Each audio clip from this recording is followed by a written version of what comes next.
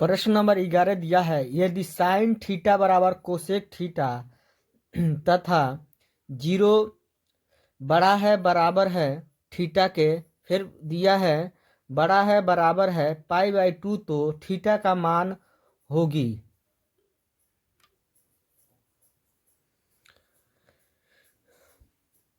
सबसे पहले प्रश्न को हम उतार लेंगे यहाँ पे, उसके बाद साइन थीटा उतार देंगे, बराबर उतार देंगे, कोसेक थीटा का सूत्र होता है 1/साइन थीटा, फिर साइन थीटा गुणा साइन थीटा में करेंगे तो साइन स्क्वायर थीटा हो जाएगा, फिर बराबर उतार देंगे, 1 उतार देंगे, फिर यहाँ पे जो 2 घात है इस पर 1 पर आएगा तो रूट में हो जाएगा। ठीक है, तो इसको लिख सकते हैं साइन थीटा बराबर √1। फिर साइन थीटा उतार देंगे, बराबर उतार देंगे, 1 का वर्गमूल क्या होता है, 1 ही होता है, यानी साइन थीटा बराबर क्या हो जाएगा, 1। अब यहाँ पे साइन थीटा उतार देंगे बराबर, यहाँ पे 1 के जगह हम लिख सकते हैं sin 90, यानी sin 90 का मान क्या होता है, 1 होता है। ठीक है, तो इसमें और इसमें मान में कोई परिवर्तन नहीं है, तो साइन से साइन हमारा कट जाएगा, थीटा का मान हो जाएगा थीटा बराबर 90, यानी थीटा बराबर हो जाएगा पाई/2। तो ऑप्शन नंबर सी का होगा, सही होगा। प्रश्न नंबर 12 दिया है, यदि sine theta minus cos theta बराबर 0, तो साइन के पावर 4 थीटा प्लस कास के पावर 4 थीटा का मान होगा। तो सबसे पहले हम हल लिखकर इसको हम उतार लेंगे यहाँ पे, फिर इसको यहाँ पे उतार लिए हैं। ठीक है, अब हम जानते क्या हैं, थीटा का कौन सा हम मान रखें कि घटाने पे हमारा 0 हो जाएगा। तो थीटा की जगह हम 45 रखेंगे तो घटाने पे 0 हो जाएगा। अब देखिए साइन उतार देंगे, थीटा की जगह 45 रख देंगे, माइनस कॉस उतार देंगे, थीटा की जगह 45 हो जाएगा, रख देंगे हम 0 बराबर 0 उतार देंगे। साइन 45 का मान होता है 1/√2 माइनस कास 45 का मान होता है 1/√2। अब घटाएंगे तो हमारा क्या हो जाएगा, 0 हो जाएगा, यानी थीटा का मान हमारा क्या रखेंगे, 45। ठीक है, तो फिर इसको यहाँ पे उतार देंगे। अब sin 4 थीटा की जगह 45 हो जाएगा, प्लस cos 4 उतार देंगे, थीटा की जगह 45। साइन 45 का मान होता है 1/√2, इस पर 4 घात है तो 4 घात लगा देंगे, प्लस उतार देंगे, कास 45 का मान होता है 1/√2, यहाँ पर 4 घात है, इस पर 4 घात लगा देंगे। ठीक है, इस पर 4 घात का मतलब इसको को बार हम लिख सकते हैं, 4 बार लिख सकते हैं, 1 2 3 4, प्लस है तो प्लस, इस पर भी 4 घात है तो इसको को बार लिख सकते हैं, 4 बार, 1 2 3 4। ठीक है, अब हम एक साथ जब गुणा करेंगे, 1 के गुणा 1 में करेंगे तो हमारा 1 होगा, यहाँ पे 1 लिख दिए हैं, √2 के गुणा √2 में करेंगे तो 2 हो जाएगा। फिर यहाँ बीच में क्या है हमारा गुणा, तो यहाँ गुणा लिख दिए हैं, फिर 1 के गुणा 1 में करेंगे 1 होगा, √2 के गुणा √2 में करेंगे क्या होगा, 2 होगा।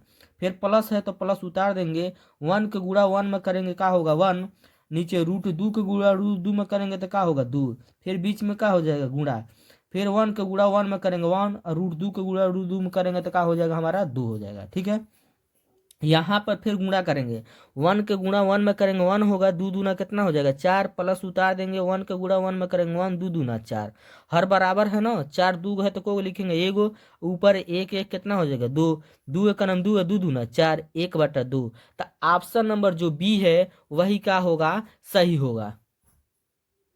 अगला प्रश्न दिया है, एक बिंदु Q से एक वृत्त पर स्पर्श रेखा की लंबाई 24 सेमी है।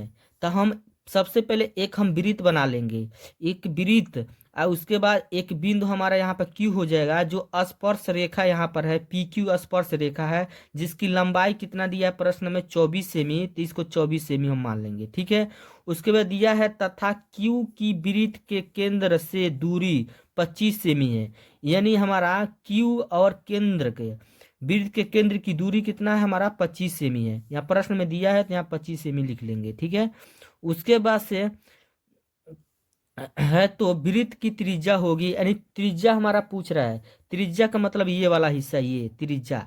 ठीक है, तो सबसे पहले हम लिखेंगे हल त्रिभुज, हम त्रिभुज POQ में चलेंगे, तो यहाँ पे लिख देंगे त्रिभुज POQ में, और जो मान दिया है PQ कितना दिया है, 24, तो इसमें 24 दिया है तो 24 लिख देंगे।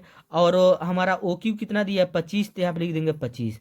अब यहाँ पर हम त्रिज्या हमारा कैसे निकलेगा, जब हमारा इसका मान मालूम है फिर इसका मान मालूम है, इसका निकालना है, तो यहाँ पर हम देख रहे हैं यहाँ पर 90 अंश का कोण बनेगा। ठीक है, क्योंकि केंद्र से हमारा जो त्रिज्या होती है या इस पर लंब होती है, यानी 90 अंश का कोण बनाता है, तो 90 अंश की सामने की भुजा क्या होती है, कर्ण होती है। ये कर्ण हो जाएगा।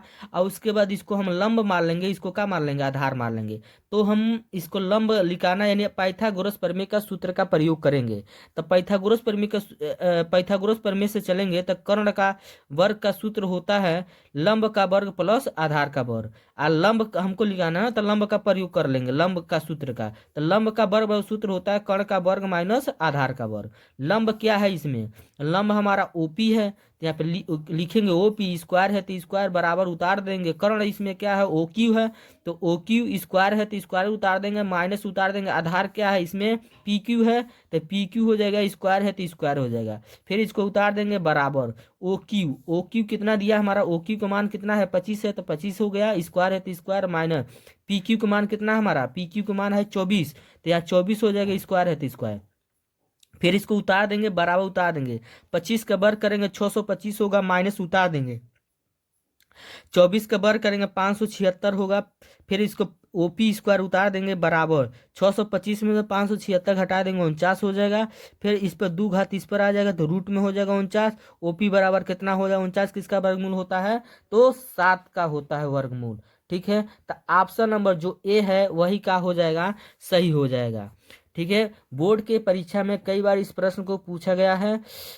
ठीक है, तो यदि वीडियो अच्छा लग रहा है तो चैनल को सब्सक्राइब करिए और लाइक करिए और कमेंट करिए। ठीक है, अगला प्रश्न दिया हुआ है, यदि एक बिंदु P से O केंद्र वाले किसी वृत्त पर, तो यहाँ पर एक वृत्त हो जाएगा, हम वृत्त बना लेंगे। ठीक है, जो केंद्र O है, ठीक है, एक हम बाहरी बिंदु हम ले लेंगे P, जिस पर स्पर्श रेखा हम खींच देंगे AP।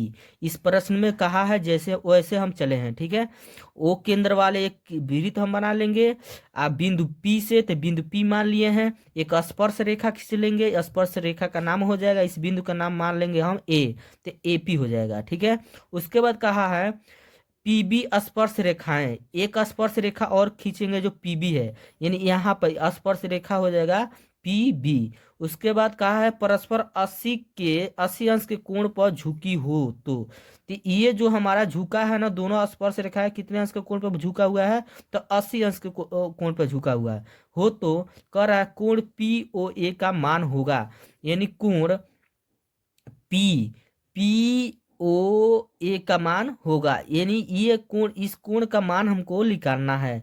तो हम इस कोण का मान हम कैसे निकालेंगे, तो यहाँ पर हम लिखेंगे एक चीज देखिए, यहाँ पर हम जैसे एक हम ऐसे एक रचना खींच दे रहे हैं, ओ से हम पी को मिला दे रहे हैं और ओ से ए को हम मिला दे रहे हैं। ठीक है, तो यहाँ पर जब हम देखेंगे तो एक त्रिभुज का आकार बन रहा है। ठीक है, त्रिभुज बन रहा है हमारा ए ओ पी बन रहा है, यह समकोण त्रिभुज हम मान सकते हैं, समकोण त्रिभुज बन रहा है। यहाँ पे ये कितने अंश का कोण बनाएगा, हमारा 90 अंश का बनाएगा, ये समकोण त्रिभुज है।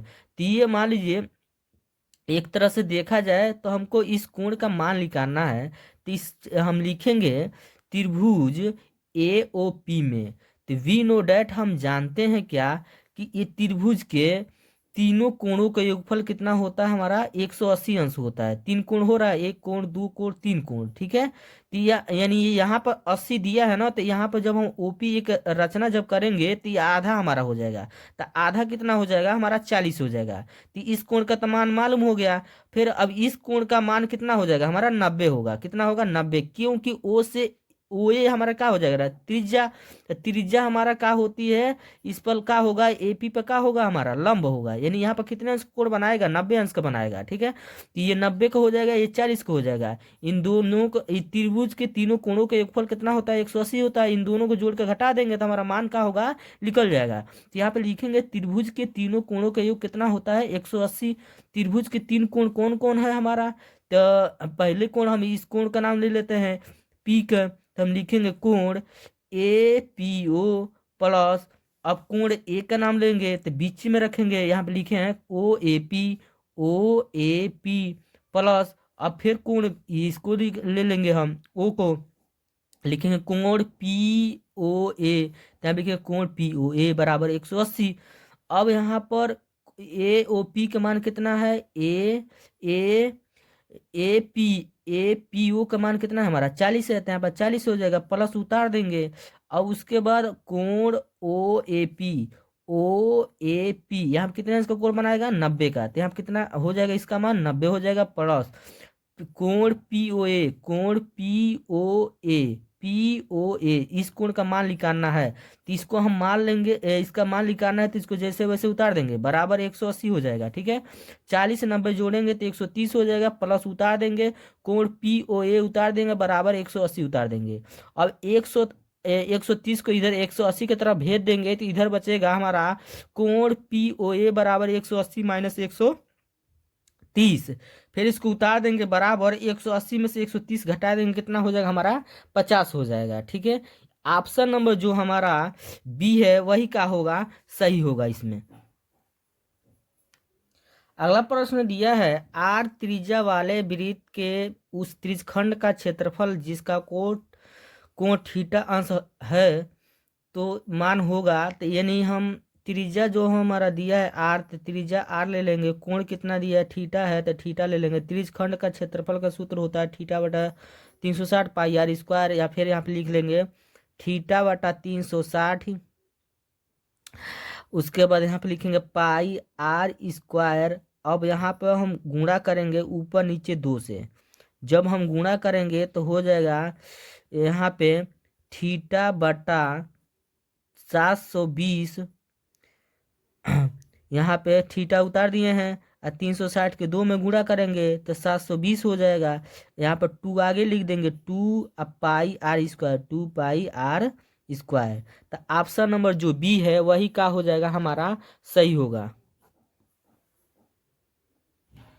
प्रश्न नंबर 16 दिया, एक ठोस पाइप का व्यास 4 सेमी है तथा उसकी लंबाई 20 सेमी है, पाइप में उपयुक्त धातु का आयतन होगा। तो इसमें व्यास दिया है 4 सेमी, तो यहाँ पे लिख देंगे व्यास 4 सेमी, व्यास से हम त्रिज्या निकालेंगे, त्रिज्या का सूत्र होता है व्यास बटा 2, व्यास 4 हो जाएगा, नीचे 2 हो जाएगा, 2 दूना 4, यानी आर का मान कितना हो जाएगा 2 सेमी, और ऊंचाई हमारा कितना हो जाएगा, ऊंचाई हमारा 20 सेमी, लंबाई यानी पाइप की लंबाई मतलब ऊंचाई 20 सेमी होगा, ऊंचाई 20 सेमी। बेलन का आयतन पूछ रहा है, बेलन का पाइप में उपयुक्त धातु का आयतन, यानी पाइप मतलब बेलन का आकार का होता है, बेलन का आयतन 2 पाई आर एच, 2 उतार देंगे, पाई उतार देंगे, और इसके बाद आर कितना है हमारा 2 है तो 2 हो जाएगा, एच कितना है 20 है तो 20 हो जाएगा। अब एक साथ गुणा करेंगे तो 2 दूना 4 या 4 5 4 के गुणा 20 में करेंगे 80 पाई हो जाएगा, सेमी क्यू। तो ऑप्शन नंबर हमारा डी जो है का होगा, सही होगा। ठीक है, अगला प्रश्न दिया है, आर त्रिज्या के एक ठोस अर्धगोले का कुल पृष्ठीय क्षेत्रफल होगा, तो ऑप्शन नंबर सी सही होगा, 3 पाई आर स्क्वायर। ये भी बोर्ड के परीक्षा में कई बार पूछा गया है। ठीक है,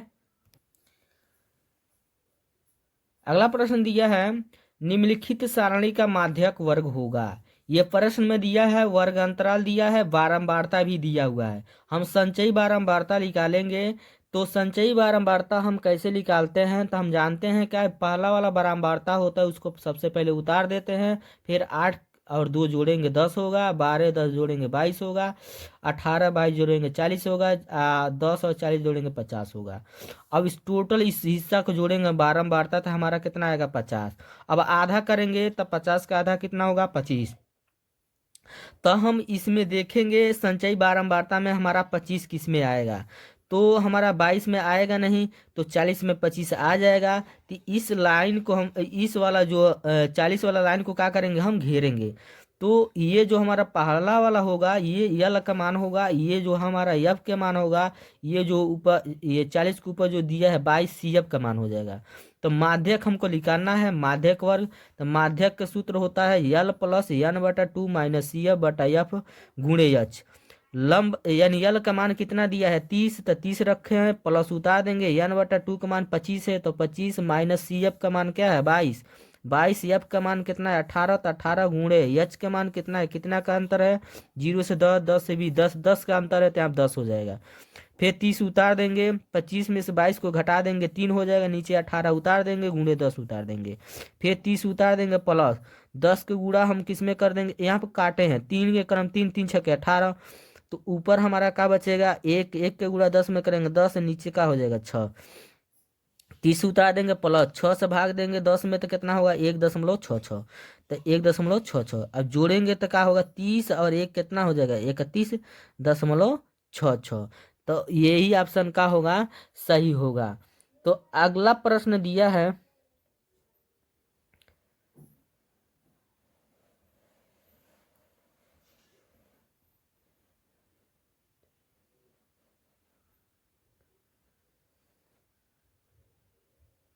प्रश्न नंबर 19 दिया है, एक बारंबारता सारणी का माध्य तथा माध्यक क्रमशः 30 तथा 35 है तो इसका बहुलक होगा। ये भी प्रश्न बोर्ड के परीक्षा में कई बार पूछा गया है, ठीक है। और हम जानते हैं प्रश्न में जैसे दिया है वैसे पहले हम लिखेंगे।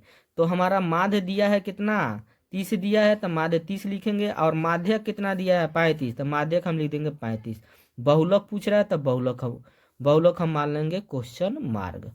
हम जानते हैं क्या सूत्र होता है, 3 माध्यक बराबर 2 माध्य प्लस बहुलक, 3 उतार देंगे बीच में यहाँ पे गुणा है माध्यक, माध्यक कितना हमारा 35, 35 हो जाएगा बराबर उतार देंगे 2 उतार देंगे, बीच में आपका है हमारा गुणा माध्य 30 है तो 30 प्लस उतार देंगे बहुलक, पूछ रहा है तो उतार देंगे बहुलक, 35 तिया कितना होगा 105 बराबर 30 दूना 60 होगा, बहुलक उतार देंगे। अब 60 को बहुलक को उठा के इधर कर देंगे हम, और 150 105 को इधर 60 की तरफ भेज देंगे, तो ये प्लस में इधर आएगा तो क्या हो जाएगा माइनस में, ये बहुलक प्लस में इधर आएगा तो क्या हो जाएगा माइनस में, तो यहाँ माइनस बहुलक उतार देंगे बराबर। अब 60 में से 105 घटाएंगे तो -45 बचेगा, तो माइनस माइनस क्या होगा प्लस, यानी बहुलक बराबर क्या हो जाएगा 45, तो ऑप्शन नंबर जो बी है वही का हो जाएगा सही हो जाएगा। अगला प्रश्न 20 नंबर दिया है, यदि एक घटना निश्चित रूप से घटती है तो इसका प्रायिकता होती है, जानते हैं इसका प्रायिकता क्या होती है, 1 होता है, यानी ऑप्शन नंबर जो डी है वही का होगा सही होगा। यदि इस चैनल पहली बार हैं तो इस चैनल को लाइक करिए, कमेंट करिए और ज़्यादा से ज़्यादा शेयर करिए, ठीक है, क्योंकि जो भी हमारा बोर्ड के परीक्षा में जो भी प्रश्न पूछा गया है यानी पूछा जाता है इस चैनल पर सॉल्व किया जाता है। यहाँ से आप पढ़ के अच्छे नंबर बोर्ड के परीक्षा में ला सकते हैं।